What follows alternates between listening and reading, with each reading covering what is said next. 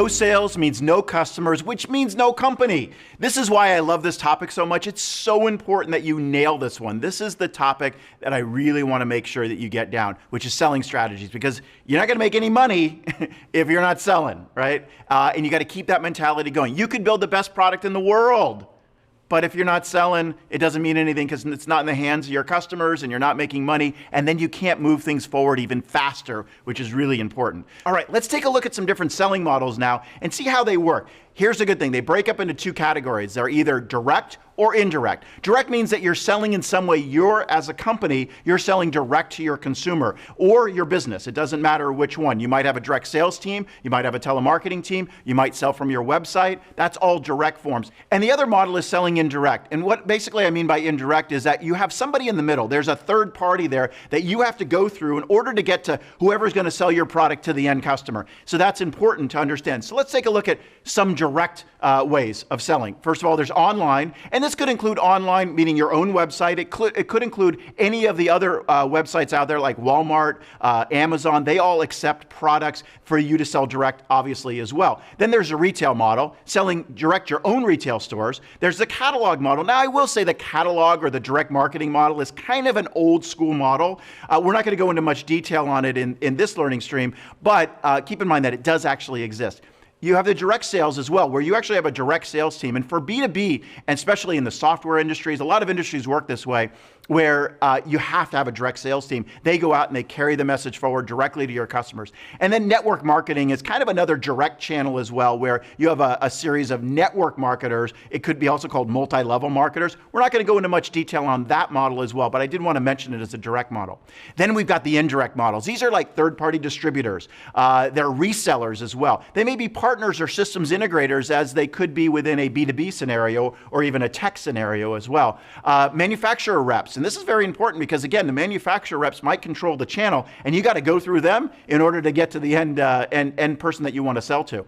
OEM, or sometimes we call white label as well, where your product actually is part of another and larger product, and maybe not even identified within that product, but it could be a very, very important market for you. And then there's licensing. We're not going to, again, go into great detail on licensing. It's a slightly different model, but I did want to make sure you understand that it's out there. It's another indirect channel as well. I want to get your brain engaged now and be thinking about how different selling models actually work overall within different companies. So I've taken some well-known companies, and as I read them off, I want you to be thinking, how do they sell? What are their different selling models? I know you know them. The great thing about this is that you can pick any company and figure out what their selling models are. So first one is Apple. Everybody knows Apple. They're great. They sell direct, and they have a huge direct business, by the way. Just go to their website. They sell literally billions of dollars on their website. Retail. They have their own amazing retail channel, and then they sell through resellers or other retailers that they go through resellers. Authorized resellers is their big thing, right? Coca-Cola. Everybody knows international. It's one of the biggest international brands ever, right? So they actually sell indirect. You don't actually see a Coca-Cola store out there. They go through indirect and they go through distributors. That's the primary way that they sell, right? They're not selling direct online. They might have a little t-shirt site where they sell t-shirts and tchotchkes about Coca-Cola. That's not their business. Their business is selling through distributors. Hertz rental car. They sell direct, so a lot of their reservations are all done via their online, but they also sell through third party. They actually put some of their stores inside hotels, inside other organizations where they may actually be franchised or run through the hotel itself, as opposed to directly through them. IKEA, well-known retailer across the world, selling direct. So you can go to the retailer website, the IKEA website, and buy whatever you want there. You also can go through their stores. But they also have a corporate direct sales model as well for things like office furniture and other types of things. So they're using everything, right, that they can use. Airbnb, simple one. They sell direct online, period. There's nothing else. They are an online company. Avon's interesting because they use network marketing. Again, we're not going to go into great detail on network marketing, but they sell direct. Their model is direct. You're not going to see an Avon store out there. And Disney's amazing. Along with all the other ways that they sell direct online. They sell in their Disney stores. They also sell something that's a little more unique that not as many companies do, which is they sell indirect through licensing. Disney is one of the largest licensing companies where they license their characters and their brand out to put it on almost anything that you can think of, from toothpastes to toothbrushes to whatever, right? They're going to have the Disney logo on there or the Disney character on there.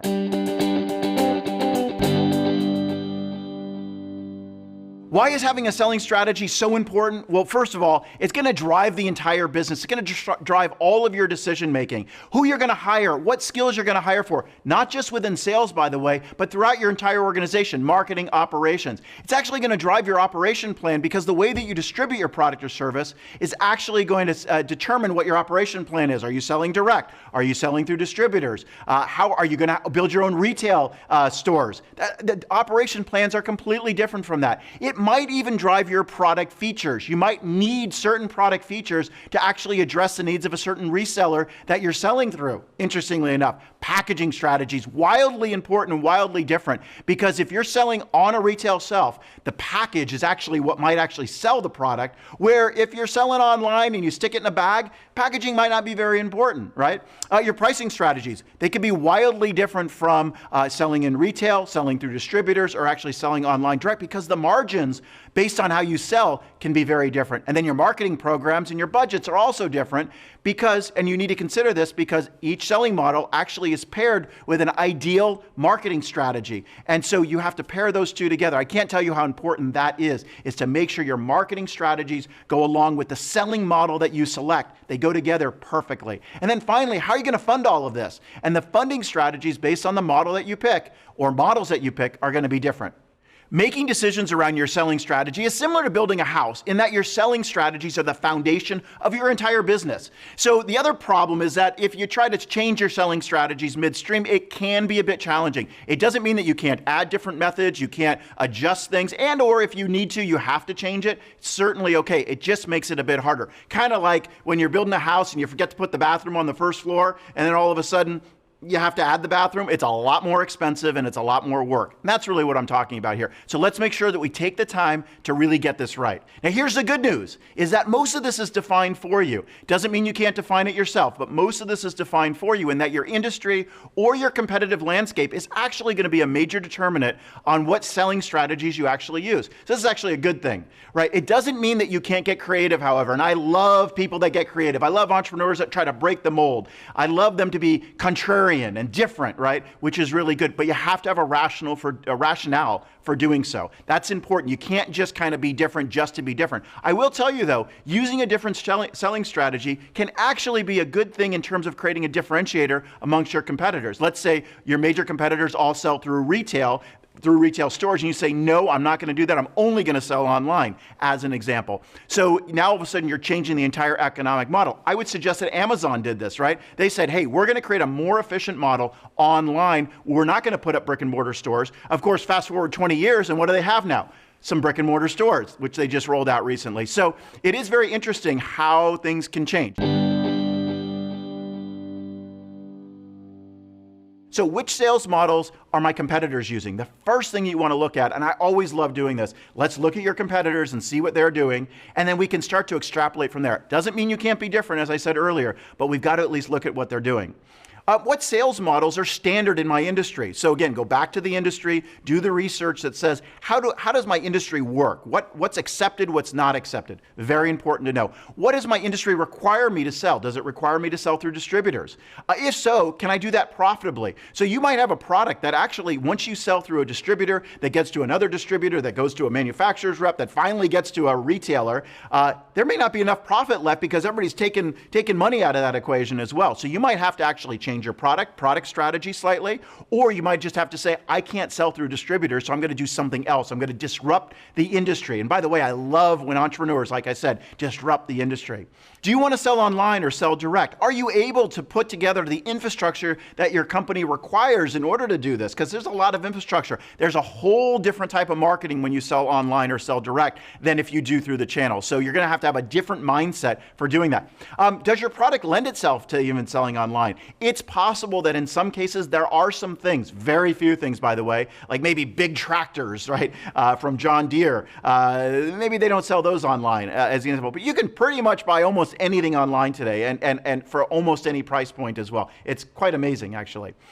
What channels are best suited for your product or service? And we have to look at that. That's a great question to ask. Do I need to hire a sales team right off the bat, or can I actually use sales agents or manufacturer reps in order to get there? Can I use different selling strategies than is standard in my industry, as I've mentioned before, and creates a huge competitive differentiator for you as well? What percentage of my efforts or my budget will go to marketing or how I'm going to sell things? Will the biggest salesperson be my marketing activities? That's an interesting one, because in the direct channel, a lot of times your marketing activities are actually your end sales or your sales agent as well. Do you need to use different selling models to sell internationally? So that's a good thing to consider, because not everybody considers selling internationally right up front, but you might need to consider that as you build this entire thing out.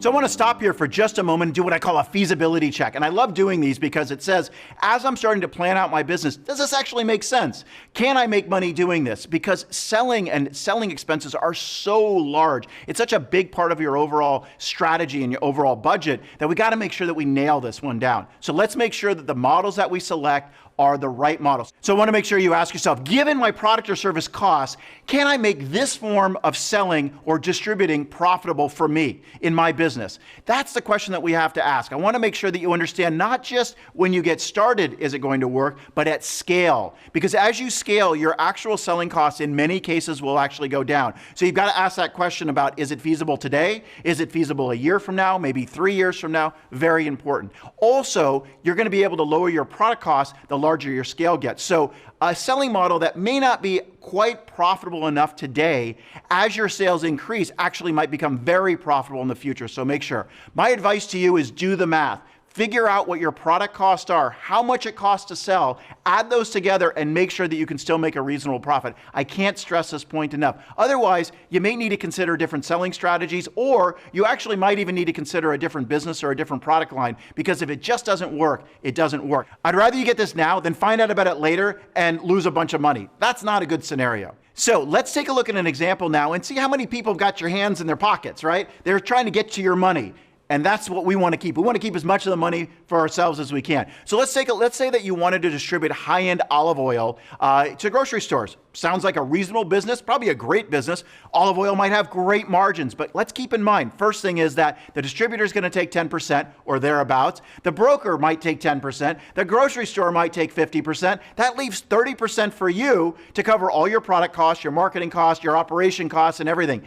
Under that model, that actually might not work. That form of distribution might not work for you. This is what I mean by a feasibility check. It's a very quick calculation to make sure that you understand at not just the current sales volume or the sales volume you're projecting in year one, but actually different sales volumes. I can't stress enough. As we get scale, product costs go down, selling costs could also go down. You might even be able to remove somebody out of that channel, and that could mean the difference between being profitable and not being profitable.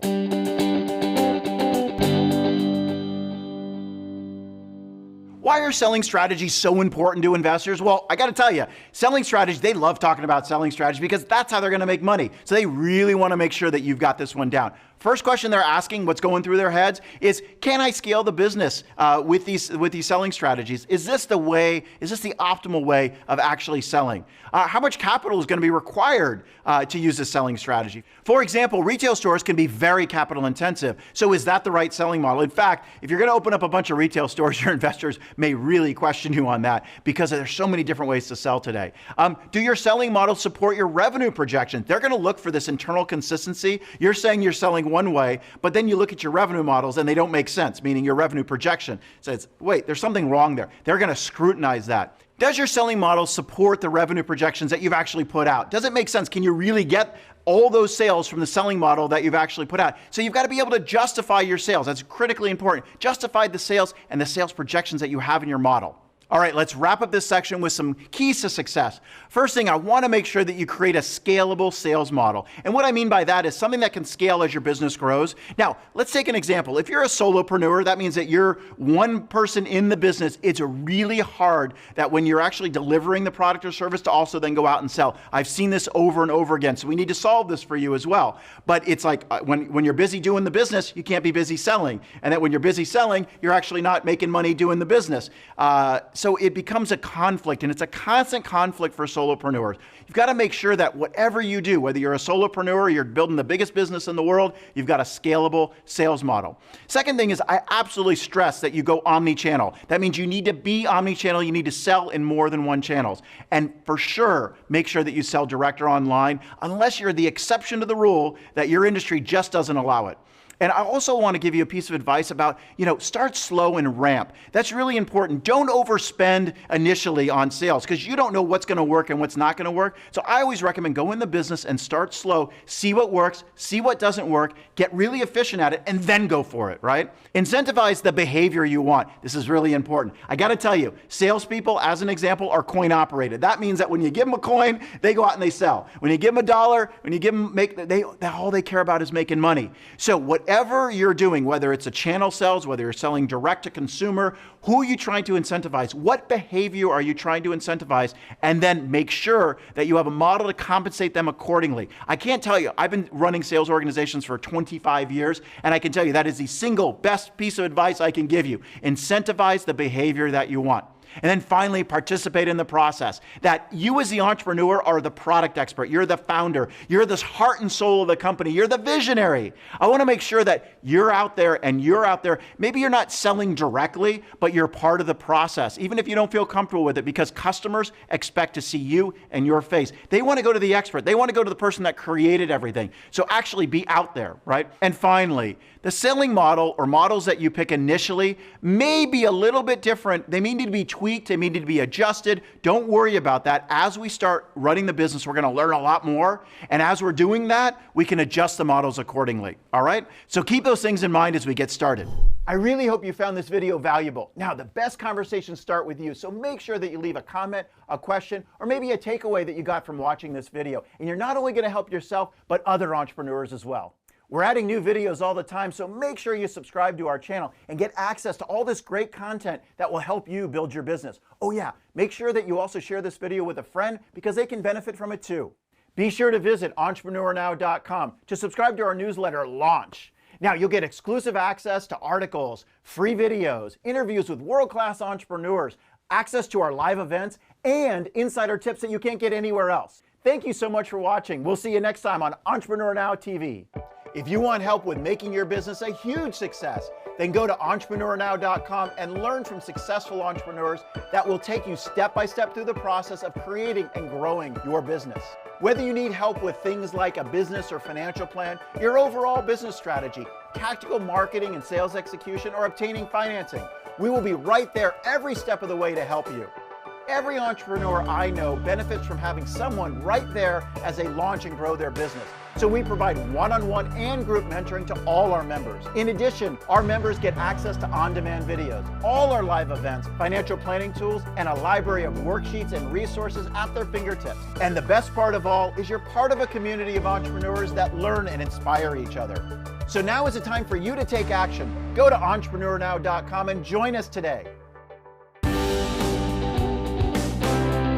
So what's a target market anyway? Essentially, it's just a group of customers with a certain profile that are ideal for your products or service. Jeff Bezos, in the early days of Amazon, said, I need to be the best at delivering, and that's going to be my unique competitive advantage. It's really hard to compete with Amazon, and it's all about the delivery.